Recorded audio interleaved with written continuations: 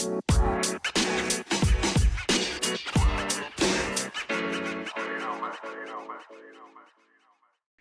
yourself. I'll take you on a trip down memory lane. You're listening to Sounds Good to Us. I'm Gregory Hill. And I'm Jordan Stone. This is a podcast where we pick one album per episode, go into as much detail as we can in less than an hour, and we talk about why that album is awesome to us. You can follow us on Twitter and Instagram, wherever you get podcasts. Hope you'll check us out after hearing this one. Other albums going too. Let's get started with today's album, though. It's Good Kid, M.A.A.d City by Kendrick Lamar. Jordan, this is a heavy hitter. Do you want to kick us off here with some general details about it? Yeah, let's do it. Again, Good Kid, M.A.A.d City, Kendrick Lamar. It's his second studio album. His first was independently released without a label, so this is really his first major release. And it was released on October 22nd of 2012. At that point in life, it's not a year that really stands out to me. Nothing against 2012. But not a lot. Not that there wasn't a lot going on in my life, but I don't specifically remember the day this album came out and driving to the store and getting it or anything like that. So really nothing big for me. What about you? Was there anything in 2012 for you to call out at that time? No, I mean, I'll tell the story later when we talk about personal stories. I was at this point, I just left teaching and I was working for like the district office of a school district.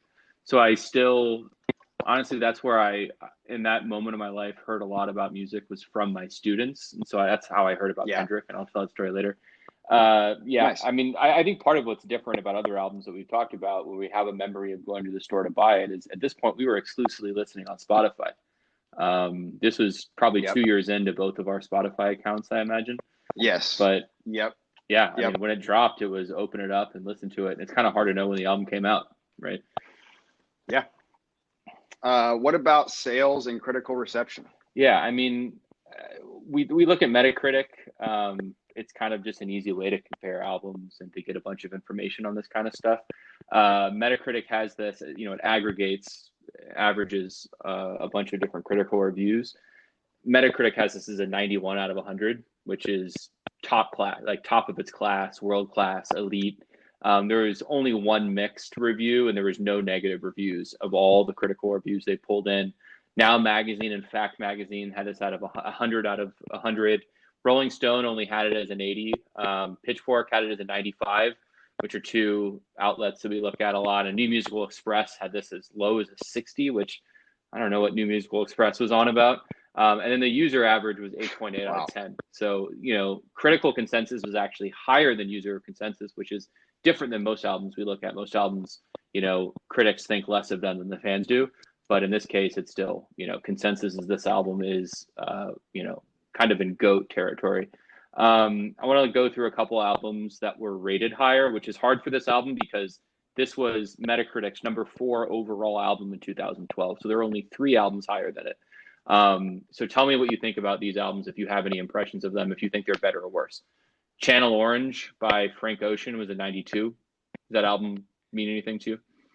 I don't know enough about that album. I know a few songs on it. I don't see how it's possible that's better than this album. Yeah, I mean, 1 point higher. I agree. I think Good Kid, M.A.A.d City should be on top of that. On the Impossible Past by the Menzingers was 93. I know nothing about this album. Have you heard of it? I know nothing about it, and obviously we do a music podcast. I think it's fair to say you and I know a lot about music. I've never heard of the album. Again, this is one of the best albums of all time. I don't think it's as good. I would be very surprised if it's as good. Yeah, or better. And then Wadada Leo Smith's 10 Freedom Summers. This was a 99 out of 100. Yeah, both of these albums I'm going to check out and listen to and see what they're like. But yeah, might as well. I mean, 99 out of 100. Okay, all right. Yeah, and kind of where this album sits in the canon. I looked up some other all-time sort of rap albums here. 91 other 91s with Speaker Box and Love Below was a 91, and A Grand Don't Come for Free. I know you like that album a lot. That was also listed as a 91. And then for context, To Pimp a Butterfly, which was Kendrick's album that came out after Good Kid, M.A.A.d City, Metacritic has as a 96 out of 100.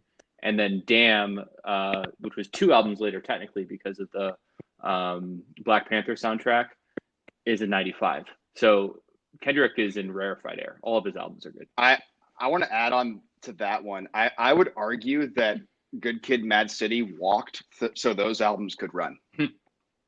So I think when they rated those two albums, they knew Kendrick Lamar was already a classic legend in hip hop, as opposed to when they rated Good Kid. You know what I mean? Yeah. So I feel like Good Kid set up those albums to have better reviews. So you're saying if Good Kid came out later, it would have been rated higher, arguably. I think so. Yeah, that's a good point. Because this is really and you'll talk about this, but it's really the first album. I mean, it's his first major label album, and he had some stuff out before, but nothing that many people heard. And so this was definitely the first album that critics heard. A couple albums that were rated lower. Just tell me if you think any of these. I don't know if you're a big Grizzly Bear fan. I am. Shields was 86, which is under this rap music by Killer Mike of why am I blanking on Run the Jewels fame. A album that you and I might do at some point. Corey Brandon's Mutt was in 81. Yep. Red by Taylor Swift, 77. The Heist by Macklemore was a 74. By the way, do you know, fun fact, The Heist is what beat Kendrick Lamar for Album of the Year at the Grammys that year. Big drama with those two albums. I mean, if you're looking at this, that's a huge upset and should not have happened. Right? Yeah. Like, I think it's ridiculous. It's absolutely ridiculous. Yeah, and then The Carpenter by the m.A.A.d brothers was at 72, and then one thing I thought was interesting, and when I think about 2012 music, I think a lot of the band Fun, because that song Subnights was just everywhere. Huge. And it was one of the biggest songs of that year, but the album was, I didn't write it in the notes for some reason, but it was like in the 60s. The rest of that album must have really sucked. Favorite critical quote, in another rapper's hands, the concepts might have been overcooked or the message is too self-righteous, but Kendrick manages to achieve scale while remaining firmly grounded on 2 feet. And then my favorite user review quote, just because it was weird, but I think it speaks to something that we're going to talk about a lot. This review contains spoilers. And I just like the idea of a fan doing a review that had spoilers, as if someone would get mad if you spoiled something that happened in an album. That's yeah. But it speaks to how cinematic this album is, right? I mean, I think that absolutely, if this album is a movie. Let me get through some really other quick general info. Kendrick was 25 when this album came out, so 10 years younger than we are now. Genre is West Coast hip hop and gangster rap. We'll talk a little bit about how this fits into that canon. The length is 68 minutes and 23. It's a pretty long album, but it's still shorter than a movie. 13 songs on the album, but there's also a deluxe version that we've decided not to include here that had more. Label, this is TDE, Aftermath, and Interscope, and I'm sure we'll talk a lot about Dr. Dre's influence on this album. There were 16 producers. I mean, this is pretty normal for an album like this, but just basically every song had someone different having their fingers on it. 5 singles on the album. The Recipe, which I didn't know was a single. I know. It's not a song I think about a lot. I mean, it's also only on the deluxe version, I believe. The Recipe. Really? Yeah. Yeah, that's right. It's actually not on the track list 2012. Backseat Freestyle, Poetic Justice, and Bitch Don't Kill My Vibe. Those are the 5 singles. Recorded in Atlanta, Burbank, Carson, and Los Angeles. Debuted number 2 on the Billboard 200 and was certified triple platinum by the RIAA. And I'm not going to go into the moods and themes much, but words like swagger, nostalgic, provocative, thrilling, and fierce show up, and then the themes of revolution, street life, city life, worldview, and reminiscing. So that's what the album. Anything else or anything stood out to you? No, nothing really stood out. Yeah, Dr. Dre, we're going to talk about, but no, I think I'm good. Cool. Why don't you drop some fun facts on us? All right, how about some fun facts? So Good Kid, Mad City. It's an album name. What does it mean? Obviously, it's not obvious on its face. It's a nickname that Kendrick had given himself. He's quoted as saying M.A.A.D. Is an acronym with 2 meanings: my angry adolescence divided and my angels on angel dust. Quote, that was me. And it's the reason why I don't smoke. It was just me getting my hands on the wrong thing at the wrong time and being oblivious to it. End quote. The title has been interpreted as possibly a reference to WC and the Mad Circle, M.A.A.D, a Los Angeles-based hip hop group from the 90s. The album cover, we're going to talk about the album cover. There's a lot to unpack on it. Yeah. People are probably curious who that is. And just in case you don't have it in front of you, the album cover is 4 people sitting in a living room. It's an old photo, like a Polaroid from the 90s. And so the cover is Kendrick as a baby sitting in the arms of one of his uncles. He's with another one of his uncles and his grandfather. On the album, I'm just trying to paint a picture here. The eyes are censored. So imagine a black box covering the eyes, except Kendrick's eyes. And Kendrick says his eyes are the only ones that aren't censored because the album is the story of his life told through his eyes, which I find to be very interesting. Yep. This next one I also did not know until we did the research, and it's literally right there, smack dab on the front of the album, and I never saw it. The album cover says a short film by Kendrick Lamar because it's supposed to be listened to like a short film, like a movie. I, for some reason, never read that little part of the album cover, but that's what it says. It's part of the problem of album covers on Spotify, right? Because I'm looking at it right now, and it's so small.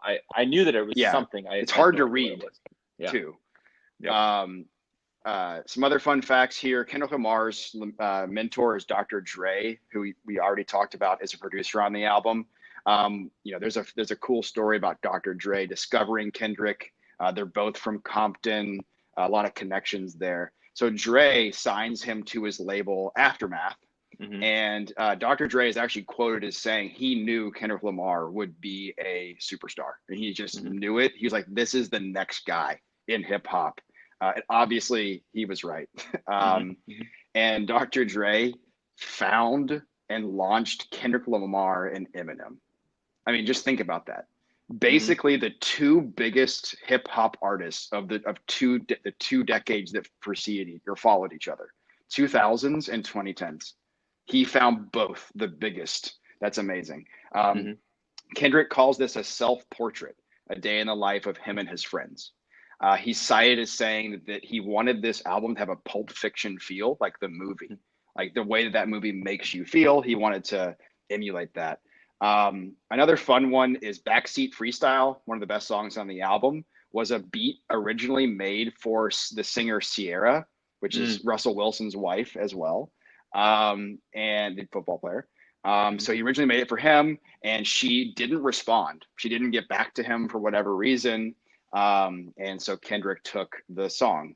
And then the last one, the chorus of the song Good Kid is sung by Pharrell, which I did not know. Yeah, you listen to the song and it's kind of hard to tell. I just never thought about it. And I looked up who it was, and it's Pharrell. So that is the fun facts about Good Kid, M.A.A.d City. Yeah, the thing that stands out to me, we talk about how cinematic this album is. And when I think about Kendrick, we'll talk about legacy later, but you mentioned Pulp Fiction.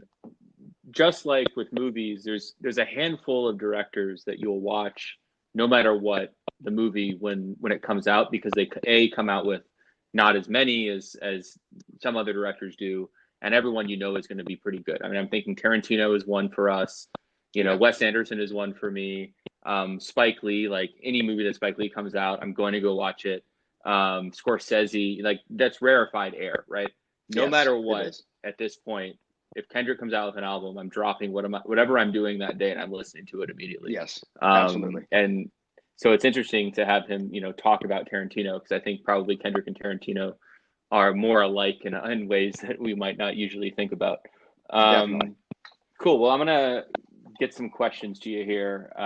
Let's get personal, Jordan. And let's just talk about just first things that come to mind. What are some personal stories you have in the album? How do you remember when it came out? That kind of stuff. Tell me about it. Yeah, I don't have any interesting personal stories for this one, unfortunately. I just remember this album coming out. I'd never really heard of him. Swimming Pools was the first song I ever heard. I was instantly drawn in. And I've always played a lot of video games, and I always listen to music when I play video games. And this song just on repeat. when I'm playing video games in 2012, I've got this song, and I would just put the album, I should say, this album, the entire album, front to back. I would just repeat it over and over and over again. So when I think about this album coming out in 2012, that's what I think about, and it's just great. I know you have some good stories about this album. Yeah, it's funny because the only reason why I probably really knew about Kendrick before this album came out is because at the time I was teaching K through 8 Spanish, and one of my students, Brishan, gave me a copy of Section 80, and I loved it, and it was great. I mean, but you could tell it was one of those things where, is this going to be the first of something great to come, or is this just going to be a flash in the pan type situation? So after I stopped teaching, that album came out, I think, in 2011. And so I'd moved to work in the central office. And so I'd visit all the schools instead of just working in one of them. And I showed up at one of them, and Brishan came running down the hallway with a burned copy of this and said, "You have to listen to this right now. Like, Kendrick's new album came out. It's amazing. Listen to it." And that's probably all I listened to for like a week. I didn't listen to anything else because I just couldn't put it down like a good book. And since then, I mean, I've been a massive Kendrick fan. So that's how I got into Kendrick. That's how I found out about this It's album. awesome. And so I'll always have, kind of a soft spot in my heart for it because of that. So let's get to sort of just then your general impressions of the album. Not anything as length as a full review, but just kind of give me some of the first things that come to mind when you think about this album. Yeah, I've got so I'm gonna dive deeper into these thoughts in the legacy, which is a section we'll get to in a little bit. But this album was released only 9 years ago, and it's already a classic in hip hop. Yeah. I mean, I think everyone would agree with that. It's a classic album, and to think it's only 9 years old is incredible. It speaks to how important this album is. It feels like it was released in the 90s to me. Like when I think about this album, I mean, even the album cover looks like it's from the 90s. The beats on the album feel 90s. They've got that 90s vibe. Kendrick is a throwback himself. I think he's in his own category, honestly, of artists that have debuted in the last 10 or so years. He's really a throwback to that nostalgic hip hop from the 90s. And it's almost a perfect hip hop album. I mean, it's not perfect. It's really, really close. So that's my thoughts about the album. Yeah, I agree. I mean, I think we talk a lot, we listen to a lot of country music, and in country right now, there's sort of these three paths that people are taking. There's one just straight on what people would call derisively is bro country, right? Sort of modern country. And then you have people who are almost doing shadow cover songs of golden age country artists, right? That just, they're not adding a lot of value to something that already exists. And then you have people who are blending both of those together and doing genuinely interesting sort of postmodern country music. And I think, to me, Kendrick is, when I listen to this, I agree that I see, especially the influence of Dr. Dre, especially like sort of the G-Funk West Coast style and feeling of this album, and how sort of in places it's not as jazzy as like the Butterfly, which is like almost straight acid jazz to a certain extent. But I definitely I feel Kendrick taking those influences but making something genuinely new, which is always really cool to see. For me, I think it's probably the most perfect rap album of all time. I don't think that's a hot take. It might be. It's definitely on the Mount Rushmore of all time rap albums. It is, yeah. Everything in it is very intentional. You at this point in time, we're coming off of, folks like Lil Wayne and Jay-Z, who always famously said that they sort of just walked into the recording studio and just started spitting, almost like everything's freestyle to them. Kendrick is the opposite of that. Every single word, every single second of every single part of the album, from the cover to the liner notes to everything, is intentional. He's a filmmaker. He's an auteur. And that, to me, is fairly unique when it comes to music in general, or especially the Spotify era. And it's Kendrick's cool too, because I think after this point, before this, people were talking about sort of conscious rap, and you have people like Common and The Coup and Jurassic 5. And it's almost like smart people would only listen to that type of rap. They wouldn't listen to more of party rap or fun rap or whatever. Yep. Yep. Kendrick can be enjoyed by on both planes. You can listen to it and it's just fucking great, and I agree. it bumps and it's like amazing to listen to and it's fun. But you can also sit like we tend to do and just think about it for hours because it's really provocative. So I can't think of another album. It might not be my favorite rap album of all time, but I think it's the best of all time, in my opinion. Yep. Let's talk about the cover art. This is usually an area where we disagree pretty massively. I don't know why, but we just tend to. Tell me what you think about it. All right. So before I tell my opinion, I have always thought of the album cover as the deluxe version. So the old school minivan, not the version. It's very loud here. um, sorry, got like a motorcycle gang driving by. Yeah. It's when I think of this album, I think of the deluxe version, which is the old school minivan on the front. So when we did this research, I went and I was like, oh yeah, that's not the actual album cover. So I've always in my mind had that deluxe minivan version as the cover of this. The actual cut, which I love, by the way, I think that one's cool. I think it's more classic. The actual album cover, I'm indifferent on. Once you know the story and you understand why he did that, I like it better, right? Like now I understand why it is that way, but without the story and the context, it doesn't do a lot for me. But again, it's just an album cover. I feel like it fits what the album is and what the album stands for. And I think that makes sense. But for me, I'm a little indifferent on it. What about you? Yeah, that makes sense. I think knowing that story, and I agree on I assume we were talking about the original, not the deluxe. The deluxe is good, but on the original one that you mentioned earlier or described earlier, if I hadn't known the story, I probably wouldn't have the viewpoint that I do. But because I know the story, you know, I can say a quote that Kendrick sort of had here, which was, that photo says so much about my life and about how I was raised in Compton and the things I've seen just through them innocent eyes. You don't see nobody else's eyes, but you see my eyes are innocent and trying to figure out what's going on. So similarly to, that to me, it's like there's probably no better cover for this album than this, something that focuses Kendrick as the protagonist, sort of in this context of violence and everything else that he's trying to understand. And the only person in that room who hasn't seen the stuff that he knows he's going to see, right? Yeah. And I think it's similar. I think of it a lot as the poster for 40-Year-Old Virgin, which I know is a weird crosswalk over to. Yeah, where's this going? You look at the cover, I'm sure most people can picture, it's just Steve Carell wearing a polo, smiling very, like innocently and kind of naively. You can tell, and you see the movie's called The 40-Year-Old Virgin. You immediately sort of get the driving factor of the entire movie and like what the themes are. And I think this is very similar in that way, where as you look at this and if you know the background story and you listen to the album, you really start to understand what he's trying to say. And then lastly, I'll say, Ready to Die is probably my favorite by B.I.G. is probably my favorite rap album of all time. Also features a baby on the front. So does Nas's Illmatic, which maybe we'll do at some point. We talk a lot about Nas and Illmatic in general and what people think about it.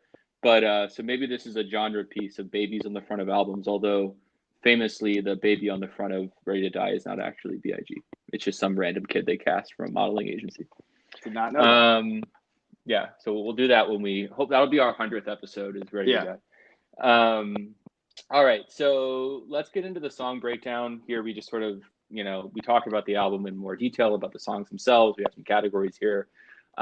First thing I'm going to ask you is, what do you think the best deep track is? And we've agreed that the definition of a deep track, it can't be a hit. It can't be the first song on the album. And so therefore things like The Recipe, Swimming Pools, Backstreet Freestyle, Poetic Justice, and Bitch Don't Kill My Vibe, which are all singles, can't be deep tracks. So what's your deep track on the album? First of all, I'm extremely excited to talk about these songs. The songs that we're about to talk about, to me, are some of the best songs in hip hop history. I've never heard songs like these, especially the one I'm about to talk about. So my answer for best deep track is Mad City. Hmm. This song is the hardest hitting song maybe I've ever heard. Just when the beat comes in and he starts going, if I wanted to scare my grandmother, I'd play her this song. Like she would hear this song and be like, "Oh my god!" Something like Yeah. this, and like it's like AC/DC Back in Black and this song. Hmm. Like she'd be like, "Oh my god!" So it's one of the Yeah. hardest hitting songs I've ever heard. It makes the hair on the back of your neck stand up. Hmm. Just like you're like, "Oh my god, this is like an incredible song." Money Trees was my second choice. Hmm. I've always loved that song. That's my favorite song on the album, but Mad Hmm. City to me is the best deep track. What about you? Agreed. I think of all of the non-singles, that's pretty comfortably my favorite. We we talked about the sort of cinematography of this album, and it reminds me of a horror. You like horror movies? I don't. I don't like being scared. But the way that the beat just sustains the same Yeah, thing for a really long yeah, time and builds a bunch of, you're the, the music engineer, but like it builds a lot of sonic sort of yeah. tension, It and you're does. just waiting for it to be released, waiting for it to be released, waiting for it to be released, and then it finally does. It has the same just sort of eeriness of a horror movie soundtrack. And so you think that something is gonna, like, bad is gonna happen, and you think Yeah, that, like, you're almost like feeling scared, like you talked about the hair sticking up on the back of your neck. yeah, So it's, but also it's just a really good song to listen to. You can listen to it yep. over and over again. So big fan of that one. Let's talk about, someone's never heard this album before, and you kind of have one shot to say, hey, here's a song I want you to listen to. If you like this, you'll like the album. If you don't like this, then don't worry about listening to the rest of the album. Which one would you give to somebody? Yeah. So the first I heard was Swimming. That song introduced me to the album. And I thought Mm-hmm. about this question a lot. And the Bitch Don't Kill My Vibe remix with Jay-Z is Mm-hmm. better to me than the actual song. And just so everyone listening knows, that is from what everything we can tell, the Bitch Don't Kill My Vibe remix with Jay-Z is on the original album. It's just the last Mm-hmm. song, which is kind of weird, right? To put the two versions of the same song on the same album. I'd be curious to know the decision. Why wasn't that just the normal version? Mm-hmm. I'd like to know that story. Maybe on a part two, we could dive into that. So the remix with Jay Z, it's probably my favorite Kendrick Lamar song. I like it better than the original, and I think I would be like, look, you already probably like Jay Z, so listen to this remix of "Bitch Don't Kill My Vibe," and I think people would love it. So that's my answer. Good point. It kind of reminds me of on the Oh Brother We're Out There soundtrack, very famous soundtrack from the early 2000s with T-Bone Burnett. It has I'm a Man of Constant Sorrow and like six different versions on that Yeah, album. So yeah, it kind of reminds me of that. All right, mine is Money Trees. I think it's stylish, or it's stylistically similar to the rest of the album. So if I think that someone is going to listen to this and try to get sort of a vibe that they think they're going to like, I'd have them play that. It also has a lot of memorable lines that people sort of say, like "yabish." I yeah, mean, Bish, yeah, basic white people have been saying "yabish" for a very long time. And then the Halle Berry "Hallelujah." So it has some kind of like memorable earworms to it. And it's something that's pretty. I think someone would listen to it and say, "Okay, yeah, I want to hear more here." Um, let's talk about. This is a weird question on an album that's almost this perfect, but what is the worst song on the album relative to the other songs on it? yeah. I think this one was pretty easy. There's really only one or two candidates at most Mm-hmm. on this album for worst song, and the song is called "Real." It's one of the last songs on the album. It just doesn't. It's not special in any way. It's good. It's definitely a good song. It's not great though. And if I had to pick one song, I would say "Real." It does. It's not a song that I'm purposely playing. It just kind of is there to me. I think that's fair. I mean, I don't. I almost don't want to answer it. The only reason I'm going to is because we have to. My cop out is the same thing that I say when people ask me about episodes one, two, and three of Star Wars, which are, you can't evaluate any individual Star Wars movie. You have to evaluate them all together. And so, because Good Kid, Mad City is a movie, I almost don't want to break it apart. But that argument breaks down because we're calling out good songs. So for me, it's the art of peer pressure. I think part of it's just the only song that I don't look forward to hearing. You know, like when the next song comes up and it starts to play, you're like, oh, I can't wait to get to the end of the song. It's so great. It's the only song where I'm just kind of like, okay, I'm going to listen to this and wait for the next one, which is Money Trees, which is my favorite song on the album, I think. So it's the only one I don't love, but again, there's not a bad song on this album. Let's ask probably the weirdest question of the podcast for this one, because I would be very curious to see if anyone has ever listened to a song on this album at their wedding. If the over-under is a half, do you take the over or the under? Yeah. So let's be clear, though. It's your first dance song, not like the First band dance is song. playing it, right? Correct. It is for your first dance. I'm going to say over. Someone has Over to a have half. done a first dance to something on this album. If everyone in the entire world, I'm going to take the over of one. Okay, that's fair. Which one would you choose? I'm looking at the show notes here, and I'm going to spoil it. You have none. Yeah. You have to pick one. Which is the one that you would pick for your first dance at your wedding? So let me justify my answer for none first. So the way I think about this question is I think about it like literally like logically. So you're dancing, by the way, slow dancing to a song, and everyone's like surrounding you, watching you do it. It's like asking me, like, what Rage Against the Machine song would I slow dance to at my wedding? There's no way I'm picking one. I'm going to steal yours. I'm just going to say Real, just because it's a slower song. It's, if I have to pick one, I'll say Real. But I mean, let's be honest, it'd be tough. Yeah, there's only probably 2 or 3 songs that you could even logistically slow dance to, right? And I think Real is one of them. It's sort of a love song in some ways, as much as it can be. A little bit. And so, I would pick Real, and I think, it's my wedding. As long as my wife agreed to that, then I think we'd be okay. Yeah. But I think other people would think it would be really weird. Let's talk about the opposite. I guess maybe funerals aren't the opposite of weddings, but thematically so. What song would you play at your funeral? Would you want them to play at your funeral from this album? Yeah, Poetic Justice. Again, I don't know if it's sending the right message, and I think most albums that we do, the song we're going to pick is not going to probably send the message you want at your funeral. Yeah.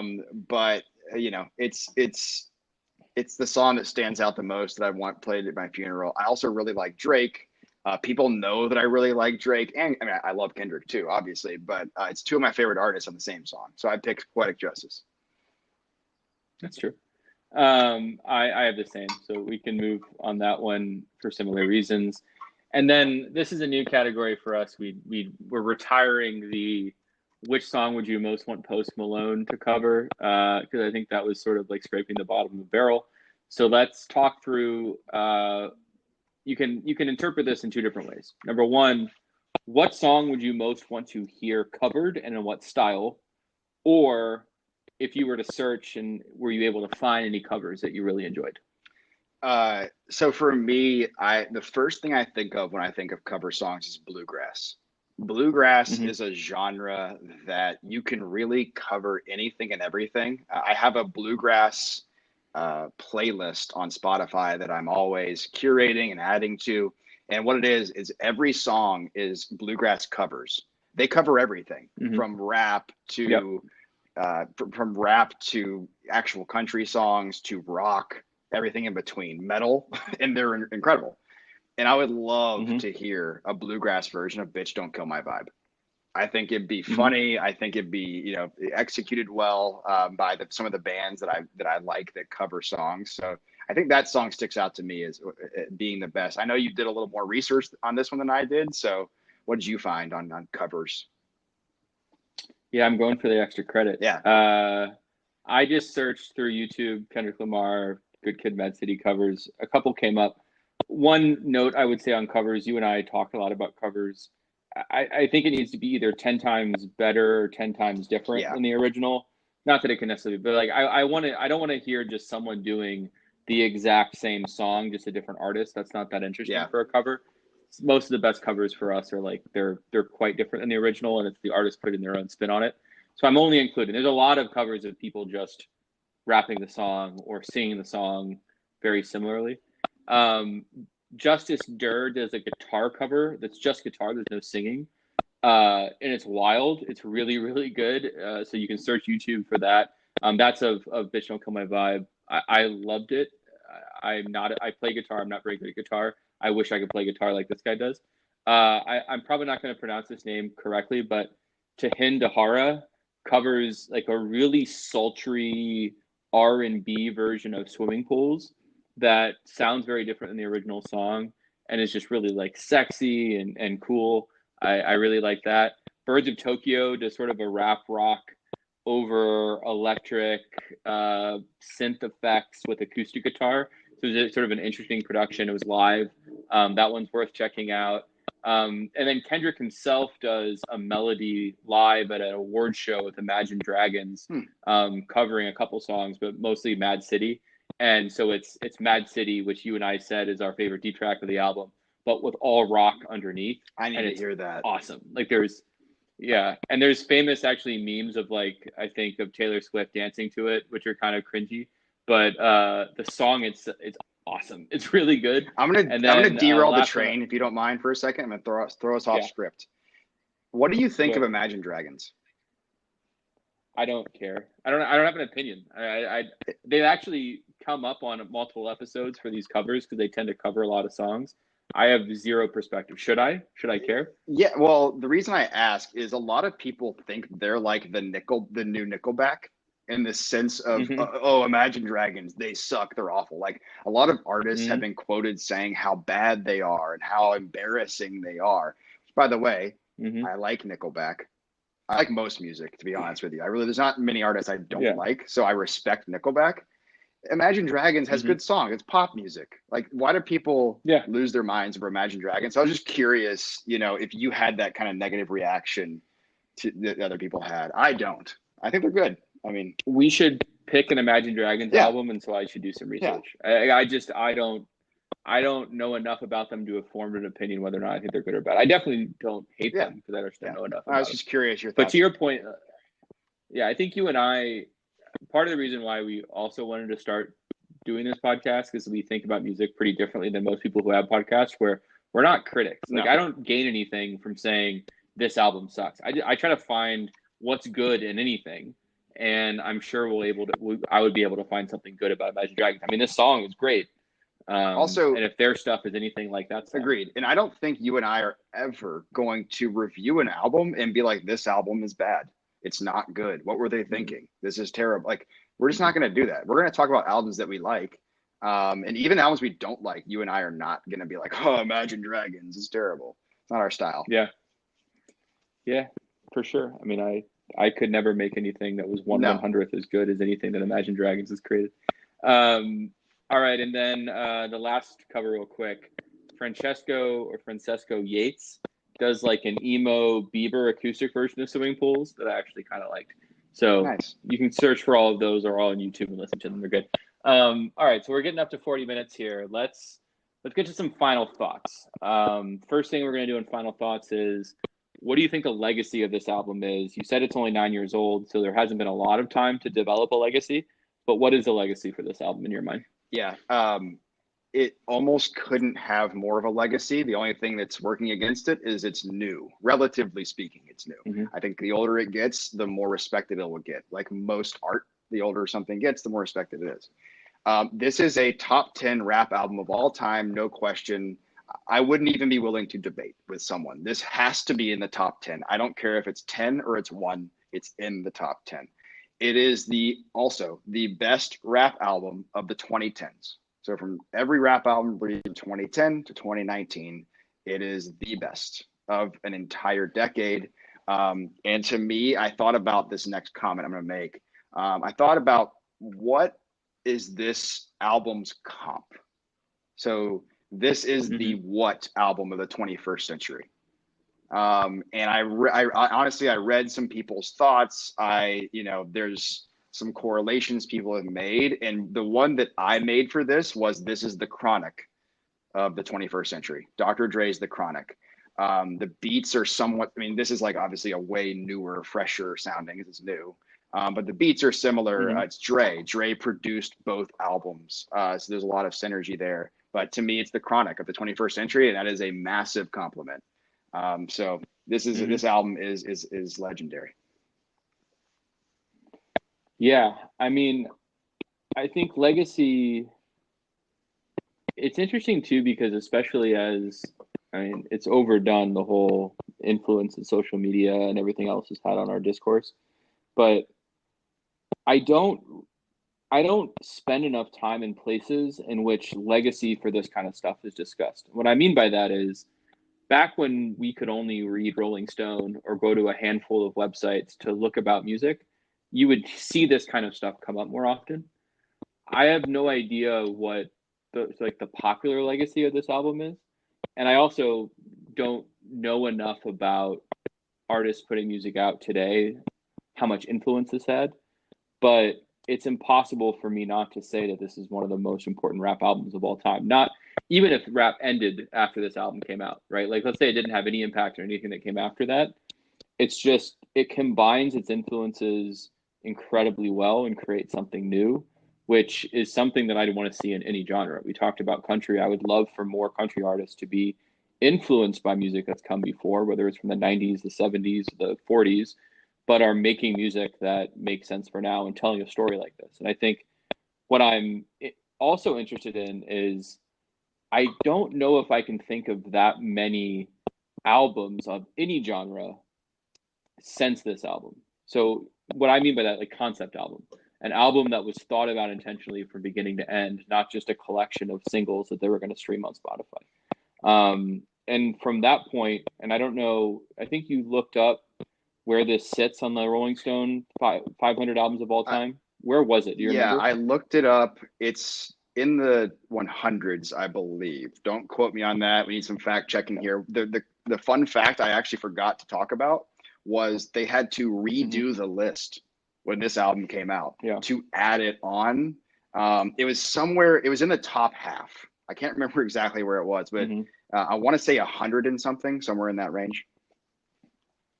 Yeah, there's very few albums of any genre since 2000 that are as good as this one. Absolutely. So I think that's its legacy, is it's historical, and not in the way that we usually talk about that, but it's best of class album of any genre. And so to me, that's the space that I put this in. And most of the albums we're going to talk about in this podcast are probably not as good as this one.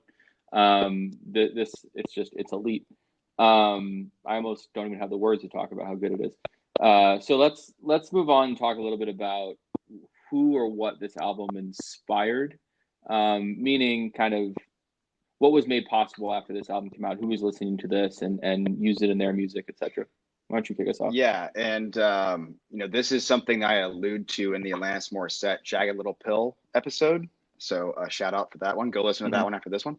Because Alanis has, I think, Alanis and Kendrick have the same level of influence on the people who came after them. And so I think it's fair to say for Kendrick that every rap artist to debut in the last 9 years of recording this podcast, right back to when it came out, was influenced by Kendrick Lamar. I think it's fair to say, Greg, would you say Kendrick Lamar is the most respected hip hop artist of the last 15 years overall? I mean, yes, because I think it goes back to a little bit what we talked about earlier, that before this, there was definitely this fork in the road for at least the way we talk about it, right? We're not, professional critics or anything, but the way that we talk about it and think about it, there was a fork in the road for rap, whereas you go down and you have more intellectual appeal, and you go down the other one, you have more sort of mainstream pop appeal. And this is both at the same time. So I think it is both commercially viable, and it's obviously, as we talked about, critically accepted, the consensus that it's amazing. So I don't think anyone else, you think about someone like Childish Gambino has a similar reputation as sort of someone who critics believe writes amazing music, produces amazing music, and things like This Is America are immensely popular. But I think about bands like Migos, and I think about like what I love. I hope we do a Migos album at some point. I think about Drake, who I think Drake has more popular appeal, but I don't believe that anyone respects Drake more I than love Kendrick. Drake. So I can't think of anyone else. I'm a huge Drake fan, but I get made fun of it for being a Drake fan. There's people who are like, he's not good, he's overrated. I've never heard someone say Kendrick Lamar is overrated. Never heard it. Yeah. Yeah, I mean, I don't know. We should probably look this up, but we should be expecting an album from him at some point. It's been a couple years. It will own the musical conversation for a year, just like Damn did. I mean, think about all the singles off of Damn and how important that album was for the sort of pop culture at large. I mean, I think Kendrick is. I was going to shout out our friends at the Kendrick Lamar subreddit, who post memes daily about waiting on Kendrick to release a new album. So it's all like waiting memes and sitting around and being bored and waiting for Kendrick to release an album. So I visit that subreddit a lot, and people are getting very impatient and ready for a new album, as I'm sure you are as well. Yeah, I can't wait. I mean, it's like I said before, it's one of the few things. He's a creator that I look forward to, and then will drop anything that I can in order to consume it. So let's talk about rating. What's your rating for this album out of 10? Talked about how you can't pick 7 so that we don't allow for sort of average sitting on the fence stuff. So what's your rating out of 10 for this album? Okay. You and I have had this conversation before. Skits, to me, I don't like them on albums unless they're short. And this album has long skits, like full on conversations that go on for minutes. And I've never really noticed this, but the songs on like every song is over 5 minutes long, which is really rare. And, and some are 7 or 10. Really rare. There's a 12-minute one, I think, towards the end. But so for me, I wanted to get if musically it's a 10, but when I have when a skit comes on, I don't need to hear it again. Like I don't need to sit down. If I'm listening to it in the background, I have to skip the song because I want to hear the music. So I skip. Therefore, I'm dropping it down to a 9. People are probably rolling their eyes, think that's stupid, but for me, the skits just throw off the album. As someone, I just like to listen to music. I respect the skits. So for me, it's not perfect. So I knock it down to a 9, but musically, it's a 10. Yeah. I would be curious. I mean, skits are obviously a sort of critical piece of rap albums in general, especially some of my favorite skits. You go back to even like Juvenile albums and Outkast albums, and then even off of Doggy Style, like early 90s. Skits have always been, there are some masterpiece skits that we could probably quote. But, one of the things that interests me that if he was sitting here, I would love to ask him is most skits are independent tracks. So that I assume so that you can either skip them quickly or, you can not have them show up in a mixtape that you're making or whatever. These aren't. Every skit, I believe, is part of a longer song, sometimes in the middle of the song, and then the song completely changes. So I hear what you're saying. I think if we're talking about putting this down on vinyl and putting the needle in the groove and hitting play and listening to it all the way through, that's a frustrating product experience. But I would say that the ambition and the scope and the cinematography of this album, where it sits within the legacy, the just lack of bad songs, the top elite songs are better than most songs in any other album like this. I give it a 10. I can't think of another album of any album. Like, I'm sure as we do more of these, there will be other ones that show up as 10s. I can't think of many other albums that I hold in as high regard as this one. So for me, it's a 10. But I hear what you're saying. It makes it less annoying, a little bit more annoying to listen to. But frankly, now, especially as we listen to this to research for the podcast, we're listening to it on Spotify, where you can skip forward, skip to a different track anyway. So it tends to have less of an impact on me. I have a final question for you, Greg, as you and I have discussed this at length, and I'm curious your thoughts now that we have gone through the research of Good Kid. In the past, you have made comments that maybe To Pimp a Butterfly or Damn might be better.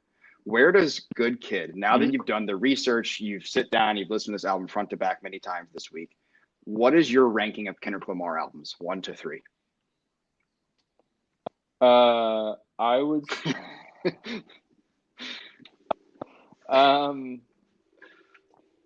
I want to cop out and say that they're all so different. They are. It's almost impossible to rank them. I mean, if I didn't have to answer your question, I would say that they're tied, because I think each of them is.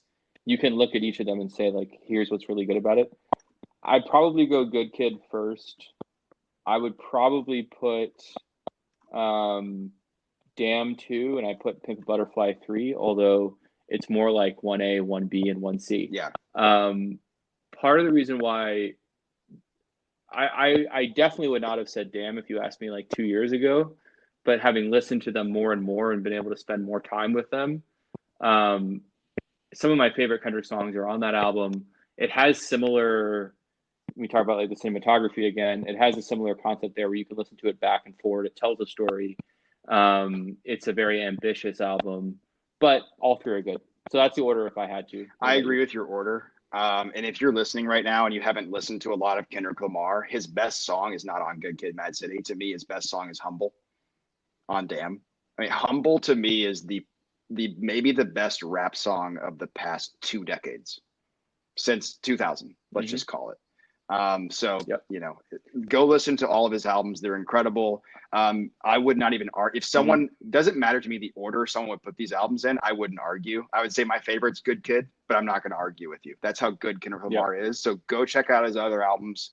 He's the best right now doing it. I want to tell a story real quick about Humble and You, because do you remember when you first heard it? Absolutely remember because it was with me. I heard it. You remember this story? We were in the back seat. We were driving with some friends to St. Louis to go to a baseball game, and it had just come out. And we were sitting in the back seat, almost like we were middle schoolers, and we're like had to pass headphones back and forth. And I had just heard it, and I was like, "Have you heard Kendrick's new song?" And you said no. And so I think you must have pulled it up on Spotify. I don't remember the mechanics of it, and I could tell it started. And you hit pause 3 seconds in and said, "This is fucking amazing." And it's a great song. And To Pimp a Butterfly too is like, that is, artistically, to me, that's more of the Chronic parallel, just because of how he integrated different genres into the beats of that music. I think is interesting. And then it's also a really socially socially important album, because it dealt with social issues rather than personal ones, right? So with Kendrick, the first one was very deeply personal, even though that's connected to the social structure of how he grew up. And then Pimp a Butterfly was, part of a moment, especially with everything that was happening in Ferguson at the time. So, there's no wrong answer to that question. I agree. Cool. Well, that wraps it up. We're under an hour, which was always our goal. And we actually came in as under the time of the album itself. So go listen to Good Kid, M.A.A.d City. Go participate in the subreddit. Become a Kendrick fan. Like us, wait for the next album to come out. And give us a follow on Twitter or Instagram, and listen to some other episodes. And most importantly, tell us how you think we did. If you think we suck, tell us. We'll learn and get better. If you think we're great, tell us, and we'd like to hear that too. Thank you. See ya.